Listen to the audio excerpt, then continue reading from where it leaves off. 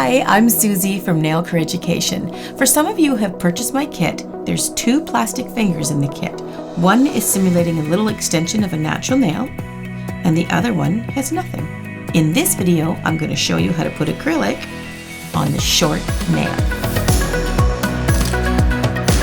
Let's get started. So this plastic finger is the one that I did the demo in the videos, and this one is what we're going to do today. So I've got my little paper in my kit. You don't have to have my kit. I supplied some little absorbent papers and some forms, and I've just got some separate ones here, and that's what we're going to do. In this kit is also the little glass dish. It's in here, and I'm just going to put a little monomer in the dish. That's also in this kit. I also want to mention, never pour the extra monomer when you're finished back into the bottle. There's always little traces of powder that it might have gotten back into the dish, and that'll activate it. If you pour it back in, it'll wreck and contaminate and activate the bottle. Not a good thing. So just always discard it. The best way to do that is take a paper towel and sop it up and put it in the garbage. Never put it down the drain. Okay, so I'm going to use, which is also in the kit, and it comes in this little package. So this is called Princess Pink. It's very pretty for the nail bed, but you know what? I'm going to use the Sugar Pink too today because it'll be a little easier to see. So let's throw that in there too, and it's really pretty. Okay, I always keep my liquid and my powders really close together. I'm right-handed, so it's always on my right-hand side.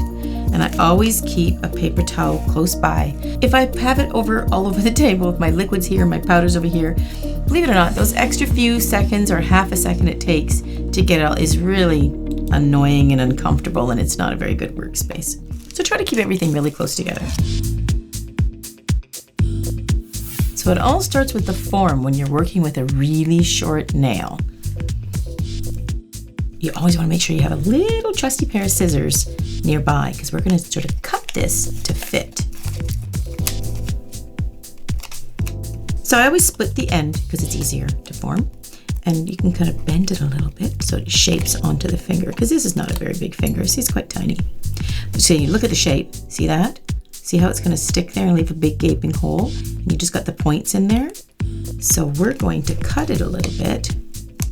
Just take those points away and make it not such an oval point. Just take those points away, make it a little bit smoother, a little bit more rounder. So hopefully we can fit it right on there. Look at that. That's a much, much better fit. Make note, see the sides here? Making sure that you can get below those sides. I'll show you on the other finger.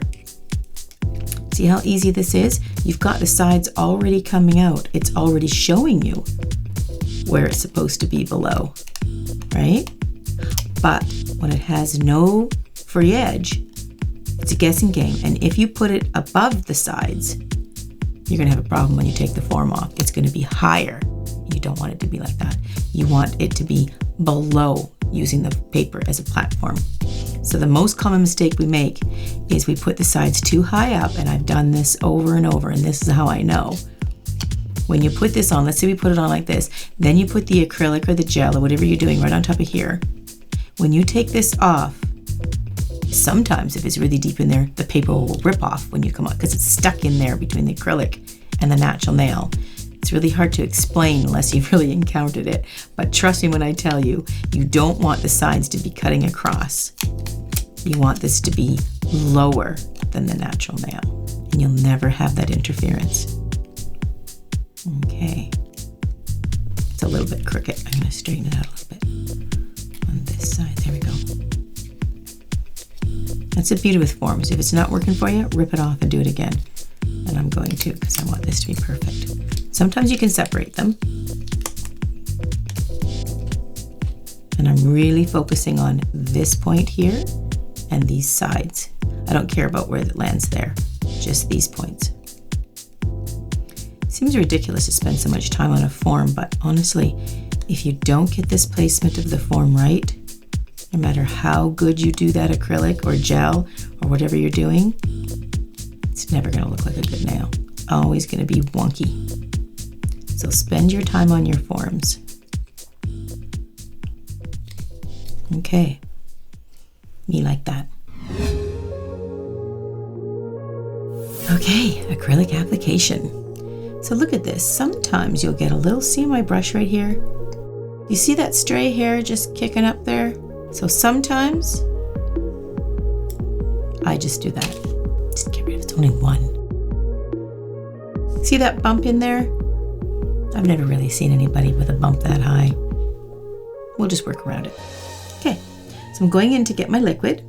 Now I'm actually going to do the whole nail with the glittery stuff. I think that'd be really cool. Just show you what that looks like. Big ball of acrylic there. Roll it on there. Clean your brush right away.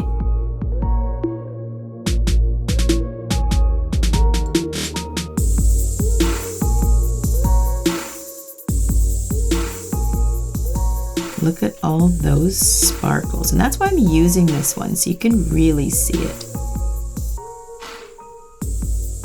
You can just see it so much better with the sparkles. And let's do a long pointy nail just for fun.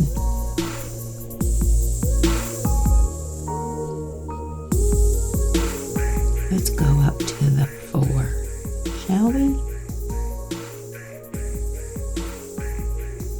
So when you're dealing with a bitten nail or a really short nail, I wouldn't go this long with it, by the way. You want to go quite a bit shorter with a nail. They're not used to having acrylic long nails. They can grow into it. When you're doing a very first nail for them, don't go really long right away. So I'm going to put, making sure I get that arch. See how flat that is right in there? I'm going to put a bead on there. Make sure we got a little more structure, and we can put a little more in there. Sometimes I like to use the clear to do that.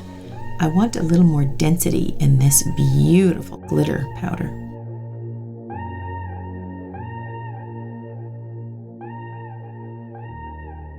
Look at that, it's really pretty. You can just see the layers in there. Now this cuticle is kind of funky. I've never seen a natural cuticle like that either. So we're just gonna do it where we think it would end for a cuticle.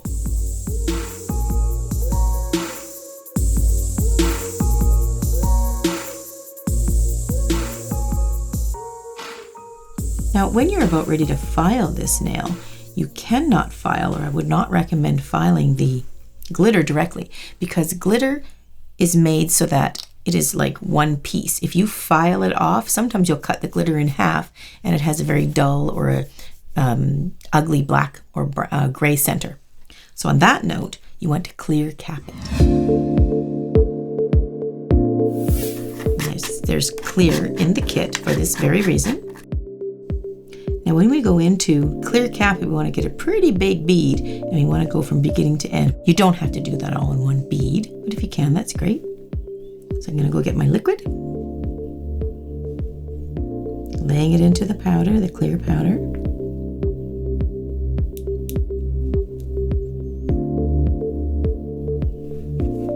Clean off your brush and start pushing it. You want to be pretty forceful with your beads of product because you want to tell it where to go and what to do, right?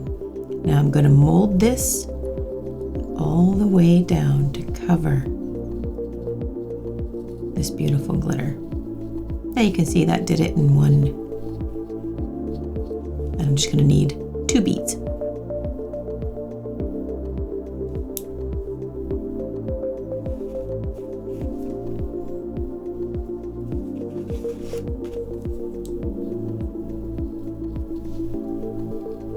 I'm going to cover it right to the very end. I think we said we're going to go 4, so that's going to be good enough. Went a little too far. I'll just get rid of the excess.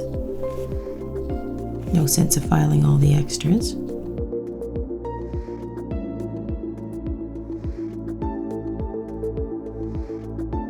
That takes about 2 minutes to totally harden up and cure so we can file it. I'm just going to put a little extra one here for my arch.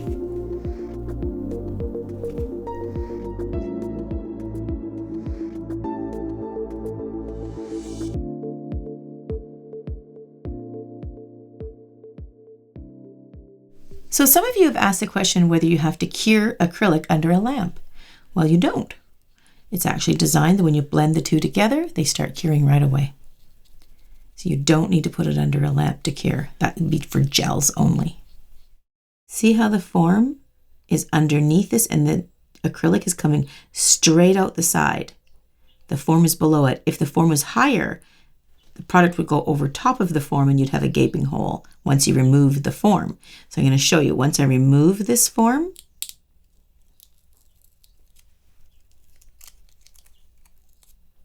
see how it allows the product to be completely intact. There's nothing missing there. You want the product to be there. Okay, that's really important spot and space when it comes to a short nail. That's an often missed area, and that's where the mistake will happen if you're going to have a mistake with a short nail.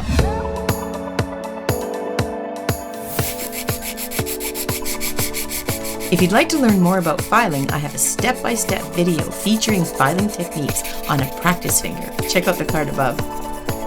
Okay, now let's dust it off with our trusty towel. So now we're going to top coat and see that beautiful glitter come to a shine. Here's my top coat. This is where top coat is your best friend. Look at that pop.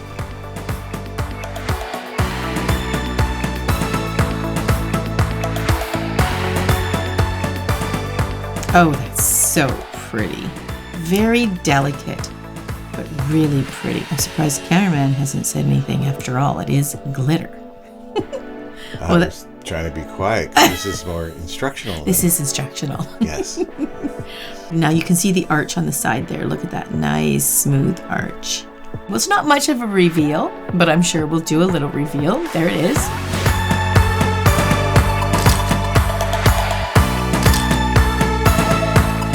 Well, I hope that gives you a few extra tips about how to do a short nail. If you want to catch some more of that, I do have a video I did with my friend called, what is it called, Cameraman? Where I did short nails for Grant. You know what it's called? How to fix short bitten nails with acrylic. Yeah, I think it is. That's a full set I did on Grant, and it goes step by step and show you how to do that. Thanks for joining me, and I can't wait to see you guys in the next video.